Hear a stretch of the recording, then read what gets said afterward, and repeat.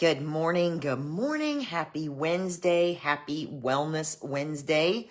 I hope you are having a fabulous morning already, whether you're just getting started or you've been at it for a while. If you're just stumbling on my page, my name is Donna. I'm a mom, a nana, a jazzerciser, a runner, studying for my Master of Science in Clinical Mental Health Counseling. Not a counselor yet. Just keep that in mind. I'm such an advocate of wellness and a lot of the exercise type things I do, like I talked about, jazzercise, running, line dancing. These are all part of my wellness journey to help me keep my wellness in check, if you will, or operating at full momentum. In any case, if you're just stumbling on my page, I started Wellness Wednesday because I learned how important in my journey with anxiety and depression, how important peer wisdom is and how important it is to share tips and tricks and ideas and experiences with other people, because you never know what we might pick up from someone else. Something that we maybe haven't heard of before, or maybe something that we've heard of 101 times, but just never really thought it would work. And then sometimes, as with anything repetitive, sometimes we have to hear it over and over and over again before something finally clicks. So if you're here, let me know you're here. And if you don't see this till afterwards, hit hashtag replay in the comments, ask a question, drop a comment, whatever, so that I know that you did see it. Let me know if it helped you. And as always, let's try to keep things positive. So last week, my video was on PTSD. This is part 4. Today is part 4 of a 6-part mini series on misunderstood mental health conditions. So what started this was last year for Mental Health Awareness Month. Last May, I did a episode on commonly misunderstood mental health terms that are used a lot of times out of context and in casual conversation in ways that don't help. They help increase the stigma. They help increase misunderstanding of the disorders. And they're just really not buzzwords. They are things that we need to know more about so that we can actually recognize real mental health conditions and act accordingly, but not to diagnose, but to recognize and to know, and basically to know how not to use the word in casual conversation so that we are not adding stress and misunderstanding to a person that is actually experiencing these in real life. So this morphed into a mini series by popular demand. I had a lot of requests to expand on each of these a little bit. So that's what we're doing now. But remember, the purpose of this is it's awareness, not diagnosis. And it's to understand real mental health conditions so that we're not labeling, including ourselves, and so that we're not speaking out of turn about things that might minimalize or dilute what someone else is experiencing that actually needs help or needs assistance in that matter. So if you missed last week's video on PTSD, let me know, but I will drop it in the comments when I'm done so that you can see what I'm talking about there. And again, these are overviews because they're not this is for awareness, not diagnosis. And this is for understanding real conditions and not labeling. So this is still an overview of information because many of these we could dig into for days on end, with more detail because they're going to look different in different people, and so on. But again, we're not here to diagnose. We're here to increase awareness and to understand why some of these things really should not be said in casual conversation. So ironically, if you followed me for a while, I've mentioned before that sometimes I get little signs that I'm on the right track with a topic. And this OCD versus OCPD, and I'll break that down in a minute, has been on the list because I fleshed out, based on last year's episode, what disorders I was going to cover. So this has been on the list since the beginning of the mini-series. But we had a family gathering for a graduation this last weekend, and a family member was doing some things outside to get ready for it and made a comment to me about how that was not, they started to say something and then they were like, that's not my OCD talking, that's my OCPD talking. And you could tell they were thinking about making sure they said it correctly. So I don't know if that was because they know what I'm studying for, so they wanted to show me that they understood the difference, if it was a little bit of a flex, or if they were trying to, if they thought that I was going to correct them. So they were trying to make sure I knew that they understood the difference before I got there. But just so you know, most of the time, not only am I not diagnosing anybody when we're in conversation, but I'm probably not going to correct people most of the time in conversation unless it's somebody that I'm really, really comfortable with. But I just thought it was kind of funny because I was like, oh, hey, I'm impressed you know the difference. And they had no idea that I was getting ready to talk about this subject this week. So sometimes, like I said, I get little signals that I'm on the right track. So let's talk about this and what OCD versus OCPD is. So my first question for you is, did you know that there were two actual different disorders? One that is Obsessive Compulsive Disorder, which is OCD, and the other which is Obsessive Compulsive Personality Disorder, which is OCPD. How many of you, drop a comment, did you even know that there were two different disorders? Did you think they were the same thing? Had you ever even heard of OCPD? So those are my questions for you today. Did you know they were two different disorders, or did you think they were the same thing? And did you even know, we've all heard of OCD, but did you even know that OCPD, which again is Obsessive Compulsive Personality Disorder, was even an actual thing? So let's talk about these because yes, they are very different. Although they do have some overlapping qualities, they are very different. So the common phrase, and that's kind of what started this, the common phrase that's frequently misunderstood, and a lot of us use, and I am guilty of it myself many times over, even after knowing the difference, because it was a habit at that point. And that's where sometimes we get in trouble. Good morning, Miss Chanel. That's a lot of times where we get in trouble because it's become, these casual phrases that we toss around have become so habitual that even when we know the difference, and I'm guilty, we still have a tendency to just kind of cough them out there when we feel the time is appropriate. So the common phrase, I'm OCD, is an example of, or I'm so OCD because I needed my bed to look a certain way before I walked out of the bedroom, or because maybe I like to have books in order of height, alphabetically, whatever. Language like this, using I'm OCD to refer to things like that, it is how we can kind of use language to oversimplify and distort real mental health conditions.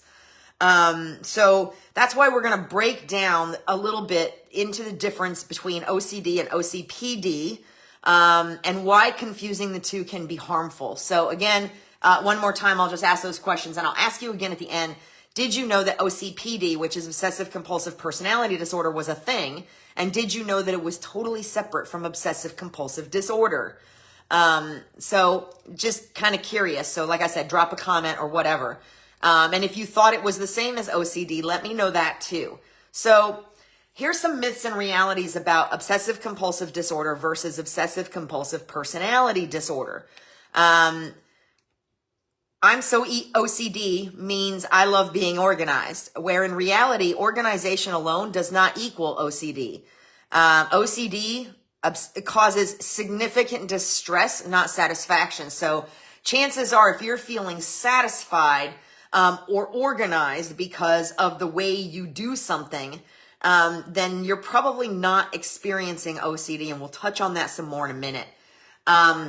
Another myth, again, is that Obsessive Compulsive Disorder and Obsessive Compulsive Personality Disorder are basically the same thing, and which is absolutely not true. Obsessive Compulsive Disorder, OCD, and I know these acronyms are so close together, it can get really confusing. So OCD is anxiety-driven, whereas OCPD is just like it sounds. It's a personality-driven phenomenon. I don't know if that's the right word to use, but that's what I've got right now. Which of course led my brain into a song from Sesame Street about the band. Anyway, small rabbit trail. So OCPD is personality driven and OCD is anxiety driven, making them vastly different because personality driven means these are more ingrained personality traits. But we'll touch on that more again. So another misconception is that OCD is about being clean. And that is not necessarily true. Obsessive compulsive disorder involves many obsessions that have to do with harm, symmetry, morality, and contamination.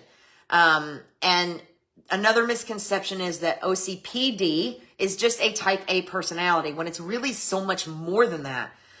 Because OCPD actually interferes with relationships and flexibility and emotional well-being. So let's dig in a little bit more.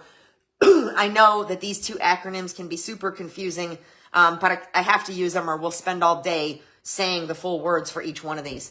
So let's talk about some nerd facts, because y'all love my nerd facts, for those of you that have the scientific minds, or just like numbers or stats.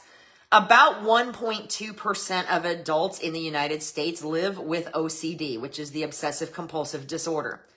And those symptoms typically begin before age 25. So usually a younger adult or even childhood at onset. Obsessive compulsive personality disorder, or OCPD, is actually more common than OCD.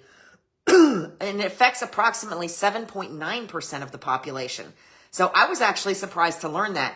As much as I know that there is a difference and I've come to understand the differences, I was surprised to learn that the personality disorder affects so many more people than the actual obsessive compulsive disorder.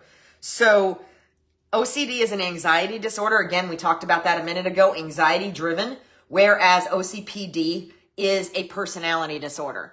OCD is ego dystonic, which means that the symptoms of OCD conflict with the person's values.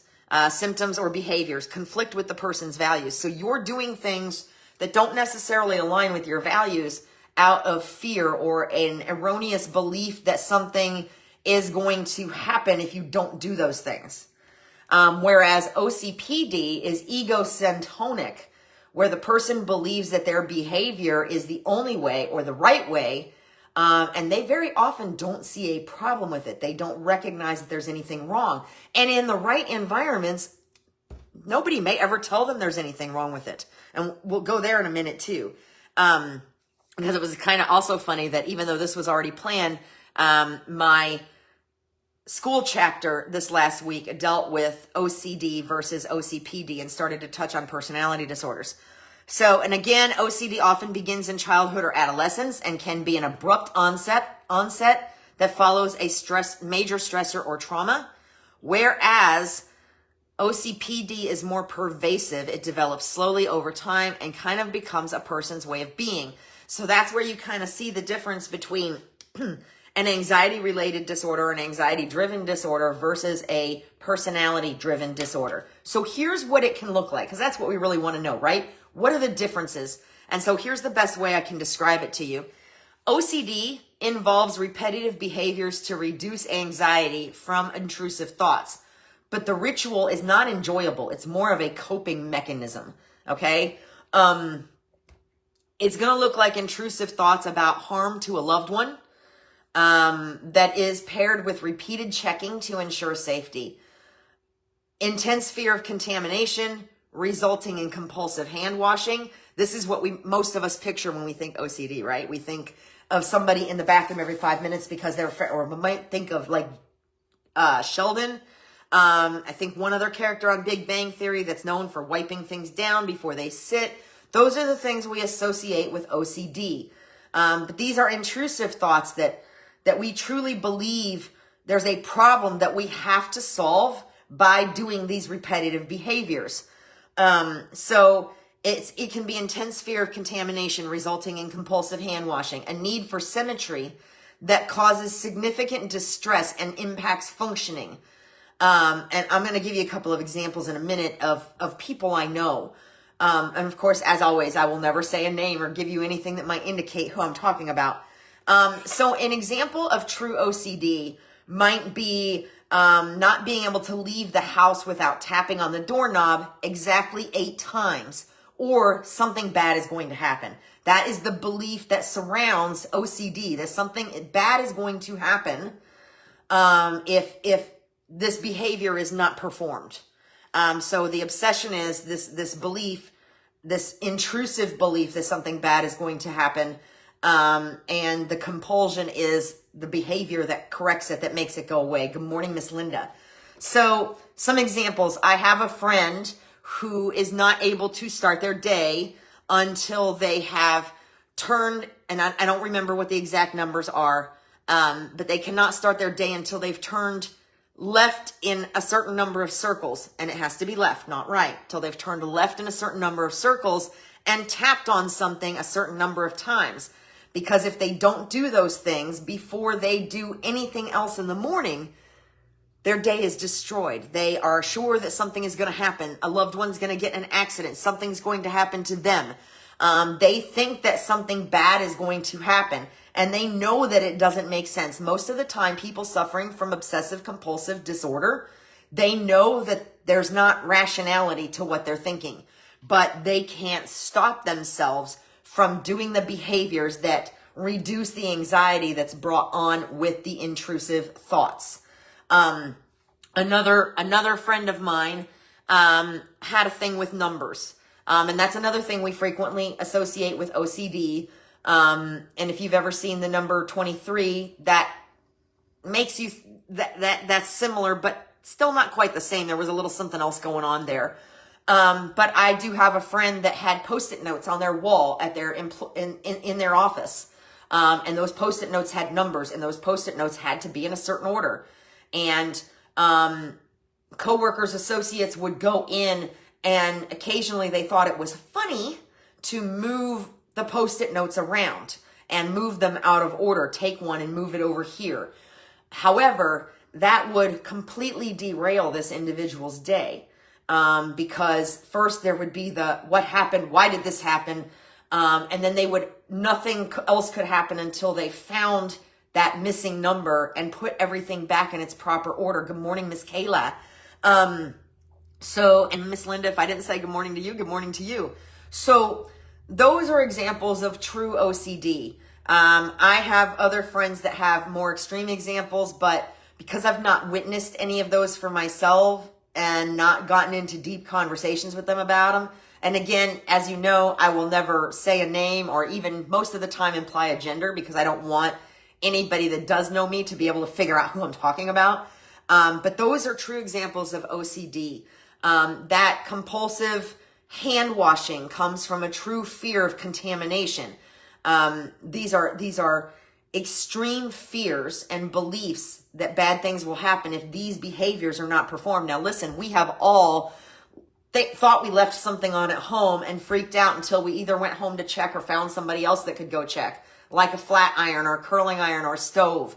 That is not, while it's similar, it's not necessarily an OCD behavior. We have all experienced that. And we've all experienced intrusive thoughts to a point. But for the most part, those are, like OCD, anxiety driven, but not an actual disorder. So I want to talk a little bit about OCPD now, so that to try to give you a visual of the difference. And then we're going to just do a quick side by side, that I have some help with. So I did a little side by side comparison of some basic stuff to help you understand. All right. So now that was OCD. We talked about things having to happen specifically so that other bad things didn't happen. And it has to, I don't know of another way to put it unless you've actually experienced the difference. So let's talk about obsessive compulsive personality disorder now and what that looks like. So what OCPD looks like is more of a preoccupation, sometimes very strong, where it might look like an obsessive preoccupation with order, control, perfectionism, and moral rigidity.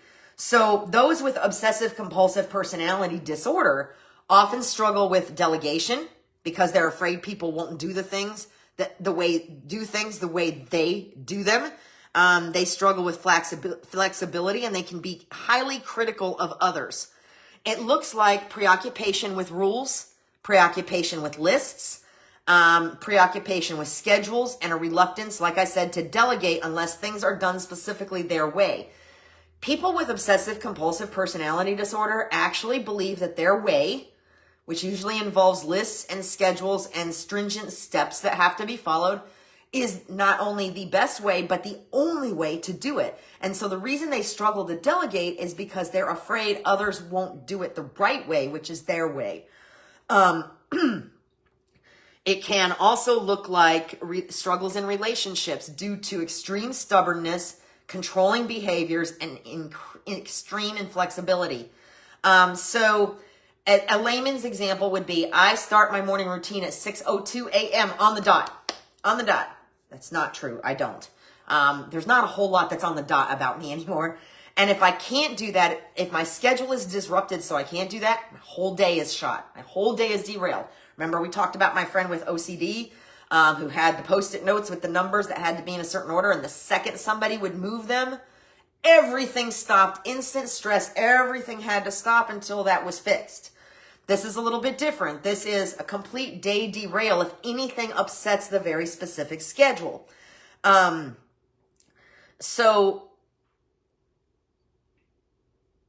right, so I have a note here to refer to my case study for school, because I had to do a paper a couple weeks ago, well, kind of last week, where I had to diagnose a few different disorders.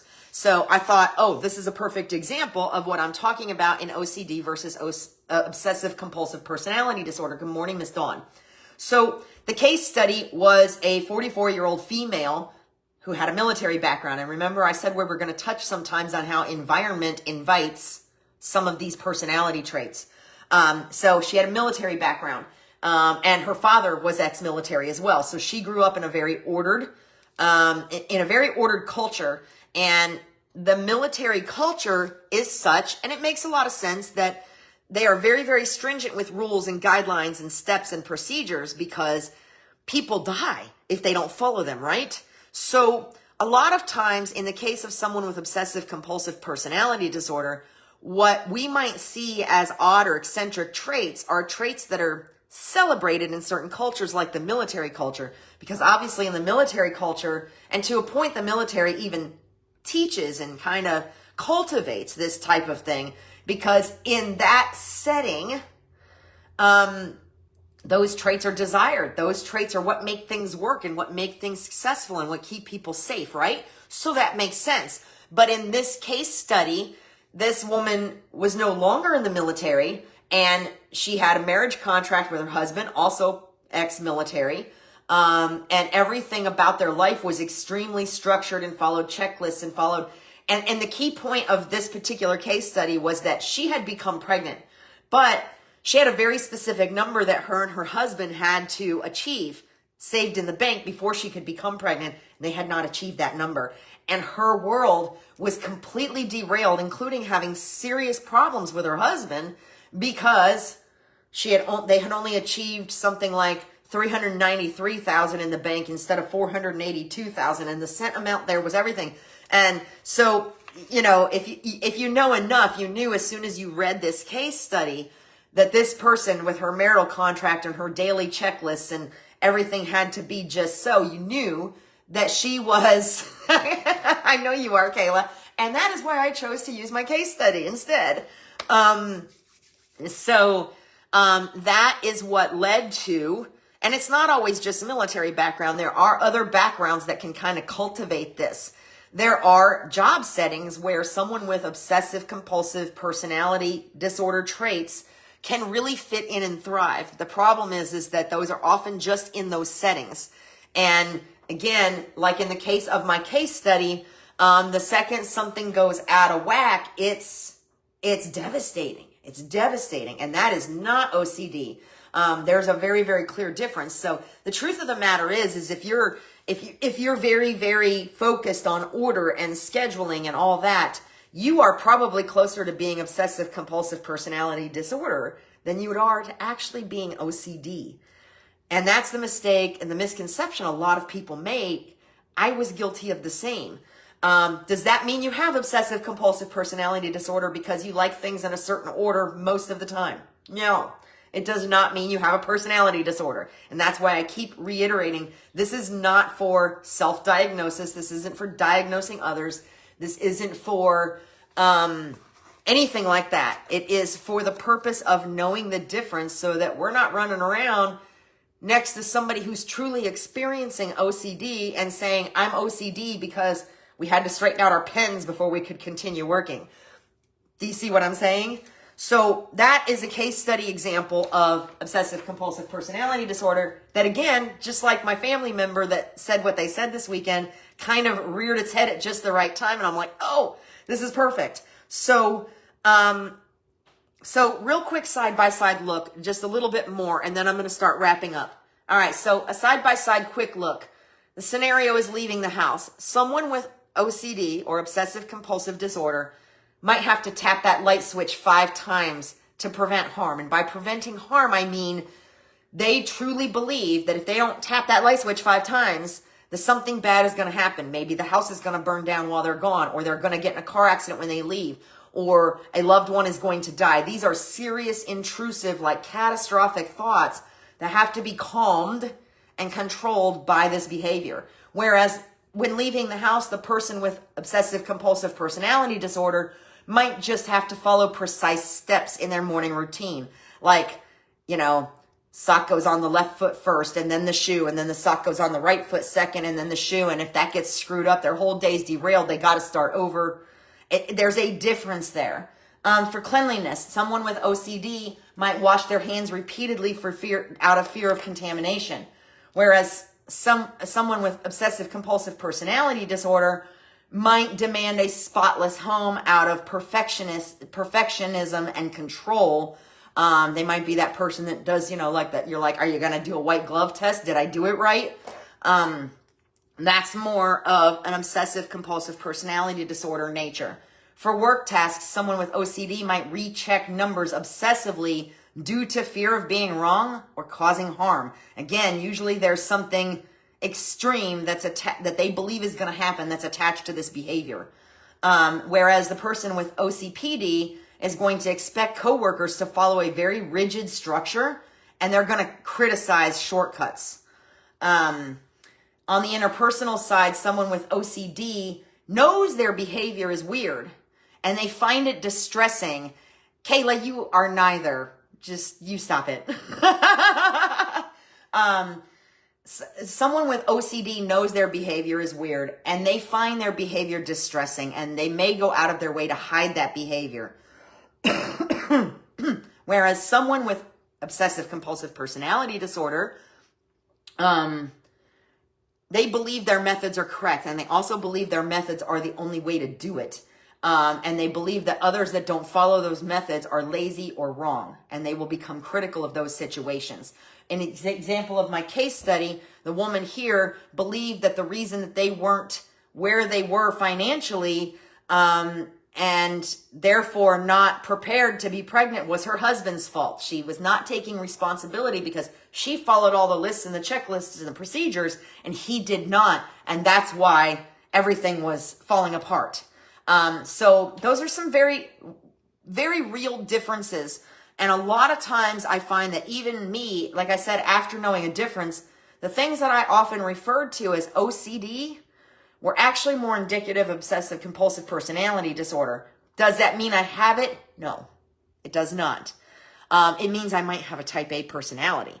That may be true, but OCPD, just like that misconception we talked about, is a real disorder, and it goes well beyond type A personality. So why does language matter? I'm going to start wrapping this up. And I know that was a lot of information, and those acronyms going back and forth, it's hard to keep up. So why does language matter? It matters because casual phrases like I'm so OCD can minimize someone that's actually, especially when it comes to like straightening tablecloths. That's something I was extremely guilty of. I would walk in a room that was being decorated for something, and I'd be like, this table's not straight. That tablecloth's not straight. And if I didn't want to offend anybody, I would wait until they were gone, and then I'd go around and straighten things up.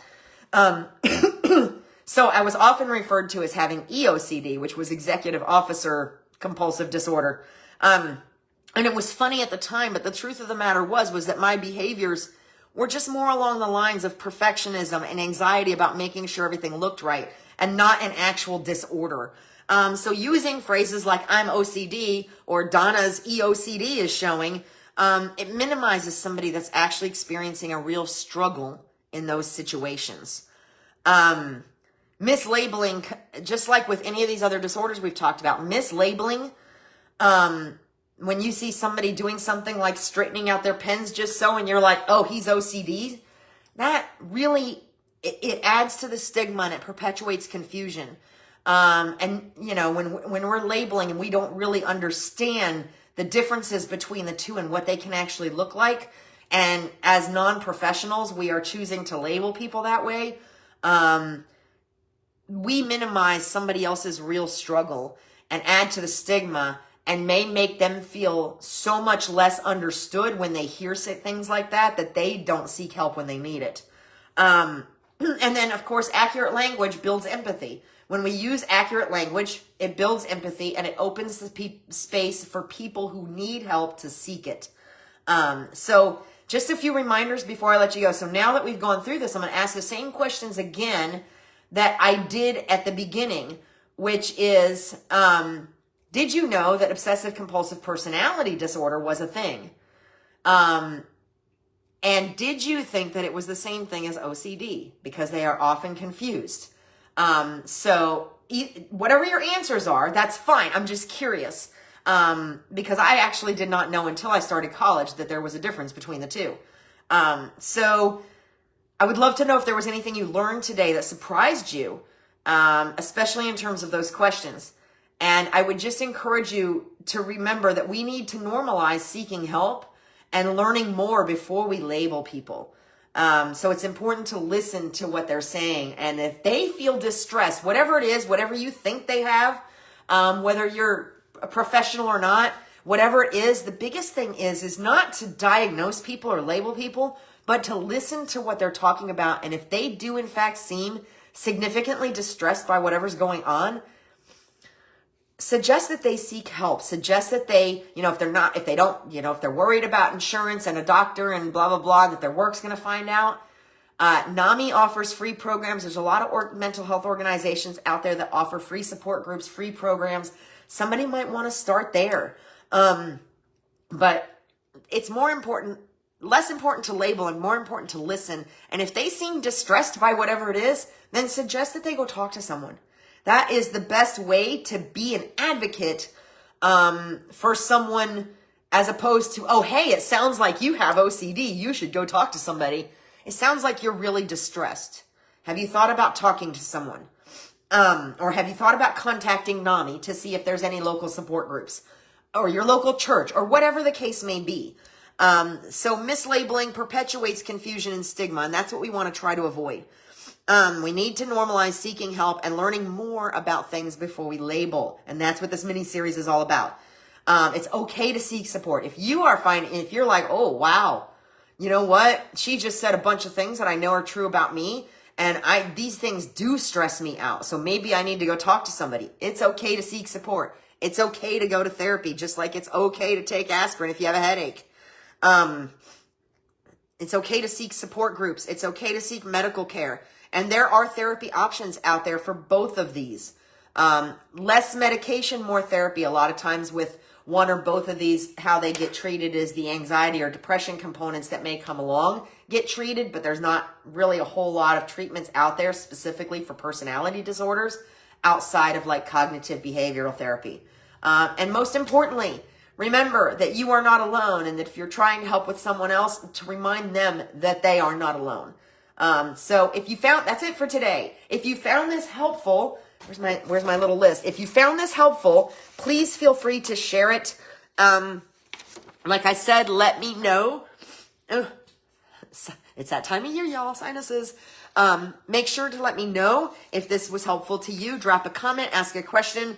And next week, we're going to talk about bipolar disorder. That is a very commonly misused term. And that is next on my list from the previous episode a year ago. And then we are going to have one more. And that'll be it. We'll get back to regular wellness programming. But I hope you're finding this mini-series very, very helpful. And if you did find this helpful, please share. And in the meantime, between now and next Wednesday, be well. Bye.